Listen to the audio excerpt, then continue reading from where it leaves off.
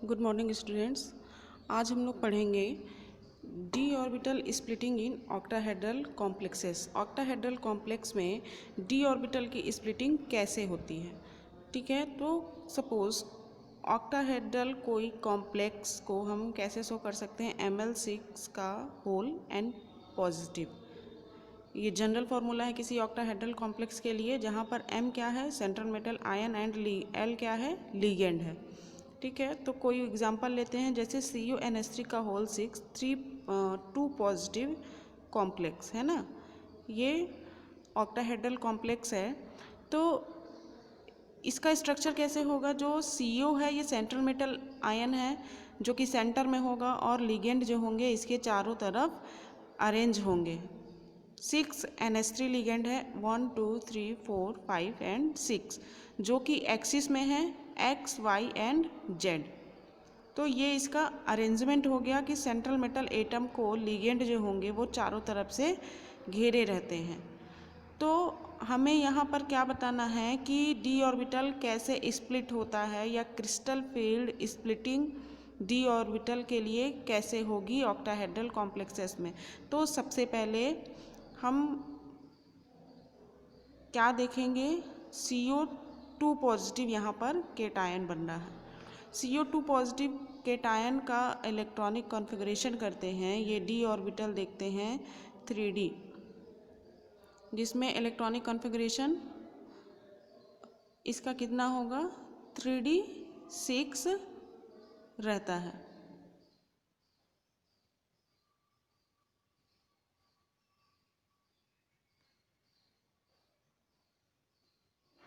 Three D seven होगा, 1 2 3 4 5 6 7, 3D7, 3D7 and 4s0 होगा, 3D7 and 4s0 electronic configuration होगा। अब हम डी ऑर्बिटल की बात करते हैं 3D की, तो इस तरीके से इलेक्ट्रॉन फिल होंगे। ठीक, किसी भी डी ऑर्बिटल की स्प्लिटिंग कब होती है, जब लिगेंड उस डी ऑर्बिटल के नज़दीक आता है, या लिगेंड उस सेंट्रल मेटल एटम के नज़दीक आएगा। जब ये लिगेंड सेंट्रल मेटल एटम के नज़दीक आता है तो लिगेंड का जो लोन पेयर ऑफ इलेक्ट्रॉन होता है वो सेंट्रल मेटल एटम के इलेक्ट्रॉन को रिपल्स करेगा, उसको प्रतिकर्षित करेगा। प्रतिकर्षित करने के कारण ही जो एनर्जी होगी, ठीक है, डी ऑर्बिटल्स की जो एनर्जी होगी वो चेंज होने लगी, उसके एनर्जी पर प्रभाव पड़ेगा। लिगेंड आया डी ऑर्बिटल के नज़दीक, सेंट्रल मेटल आयन के डी ऑर्बिटल के नज़दीक। ठीक है, जब डी ऑर्बिटल के नज़दीक आएगा वो, तो एनर्जी उसकी परिवर्तित होगी। अब ये एनर्जी जो होती है, या तो वो अधिक भी हो सकती है या फिर वो कम भी हो सकती है।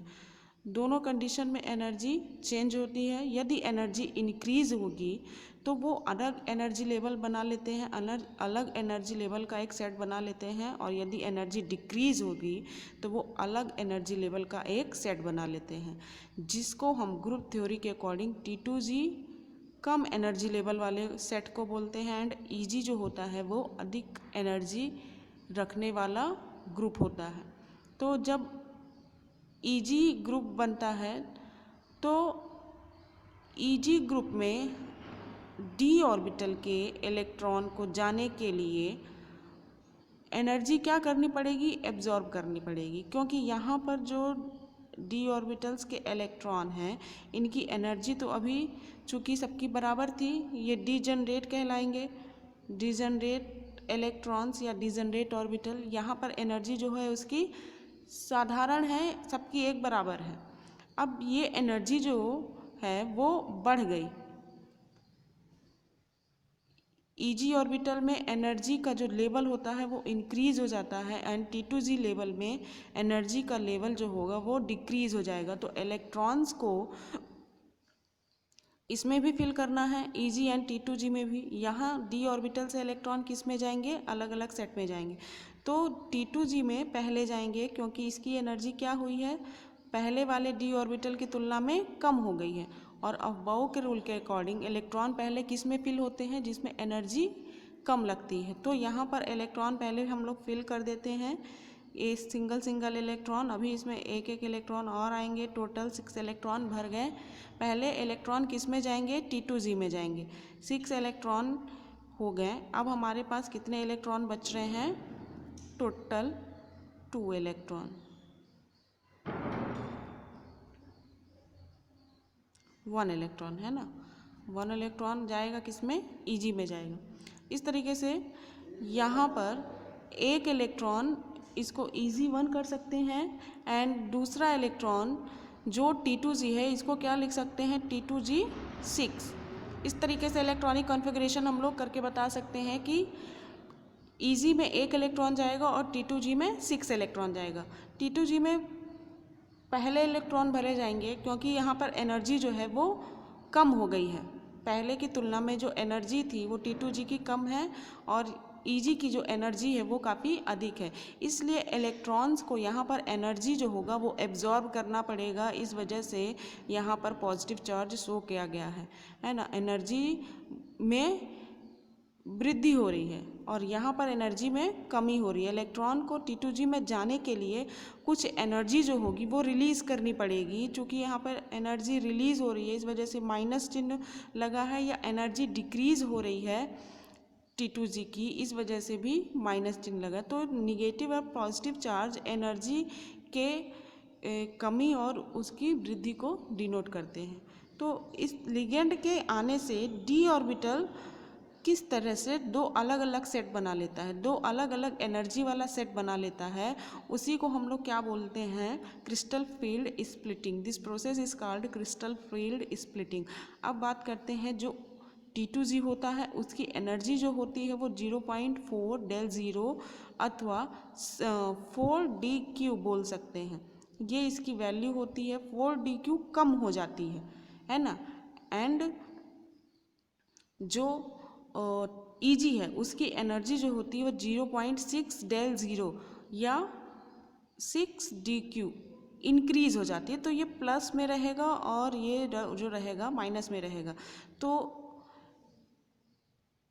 -4dq T2Z की एनर्जी है, ये d ऑर्बिटल से कम हो रही है और 6dq जो है वो एनर्जी इंक्रीज हो रही है नॉर्मल d ऑर्बिटल से। तो जब d ऑर्बिटल की स्प्लिटिंग होगी तो इस तरीके से दो अलग अलग सेट बन जाते हैं एनर्जी लेवल्स के आधार पर, और दोनों के बीच T2Z और Eg सेट के बीच एनर्जी का जो डिफरेंस होता है वो 10dq होता है अथवा जिसे del 0 भी बोलते हैं। ये जो एनर्जी की वैल्यू है ये क्या कहलाती है, क्रिस्टल फील्ड स्टेबलाइजेशन एनर्जी।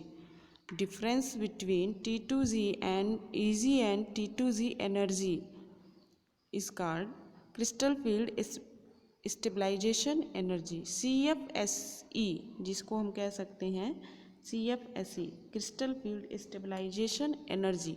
ये क्या होता है, दोनों ऑर्बिटल्स Eg और T2Z के बीच का जो एनर्जी डिफरेंस होता है वो क्या कहलाता है, CFSE कहलाता है। CFSE हम हर कॉम्प्लेक्सेस के लिए निकालते हैं, ऑक्टाहेड्रल के लिए, टेट्राहेड्रल के लिए, स्क्वायर प्लेनर के लिए। तो हर कॉम्प्लेक्सेस में सेंट्रल मेटल आयन में D1 से D10 तक इलेक्ट्रॉन्स होते हैं, उसी के आधार पर CFSE को कैलकुलेट करते हैं। तो यहाँ पर हम लोग बात कर रहे थे लेकिन स्प्लिटिंग की, तो स्प्लिटिंग को हम किस तरीके से दिखा सकते हैं वो सारी चीज़ें आप इसमें समझ गए होंगे कि हमें सबसे पहले कोई एक कॉम्प्लेक्स को लेना है और उस कॉम्प्लेक्स के स्ट्रक्चर को वहाँ पर एक्सप्लेन करेंगे कि किस तरीके से सेंट्रल मेटल आयन सेंटर में प्रेजेंट होगा और लिगेंड उसके चारों तरफ अरेंज होंगे, और सेंट्रल मेटल आयन का इलेक्ट्रॉनिक कॉन्फ़िगरेशन करके d ऑर्बिटल की स्प्लिटिंग को दिखाना है कि d ऑर्बिटल के पास जब कोई लिगेंड आता है तो लिगेंड के प्रभाव से उसके एनर्जी में परिवर्तन होने लगता है। एनर्जी में परिवर्तन या तो अधिक होगा या फिर कम होगा। यदि अधिक होता है तो वो Eg सेट बना लेता है, जो जिसमें यहाँ पर dx2y2 एक ऑर्बिटल होता है और दूसरा होता है dz2। क्योंकि हमारे पास जो d ऑर्बिटल का 5 सेट है उसमें 5 अलग अलग ऑर्बिटल्स के नाम होते हैं DXY DYZ। ये इस तरीके से DXY DYZ, DZX DX2Y2 and DZ2। तो ये जो 2 ऑर्बिटल हैं ये चले जाते हैं EG में, क्योंकि इनमें वृद्धि हो रही है, एनर्जी में इंक्रीमेंट हो रहा है, इस वजह से ये EG सेट में चले जाएंगे।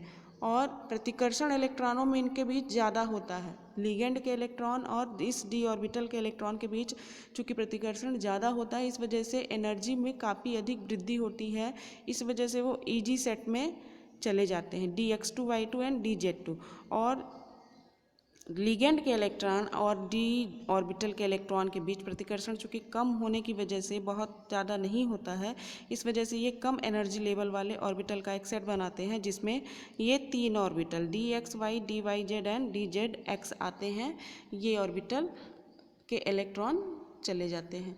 तो स्प्लिटिंग इस प्रकार से कंप्लीट होती है। और इसके आगे फिर यहीं पर हमें क्रिस्टल फील्ड स्टेबलाइजेशन एनर्जी को भी बता देना है कि वो क्या होती है, क्योंकि यहाँ T2G और EG की बात आई है, तो जो एनर्जी का डिफरेंस होगा इन दोनों ऑर्बिटल के सेट के बीच, वही हमारा CFSE कहलाता है। एंड क्रिस्टल फील्ड स्प्लिटिंग क्या हो गई, D ऑर्बिटल का स्प्लिट होना EG एंड T2G में, वो होगा क्रिस्टल फील्ड स्प्लिटिंग। तो नेक्स्ट लेक्चर में हम लोग नए वीडियो के साथ मिलेंगे, तब तक के लिए धन्यवाद।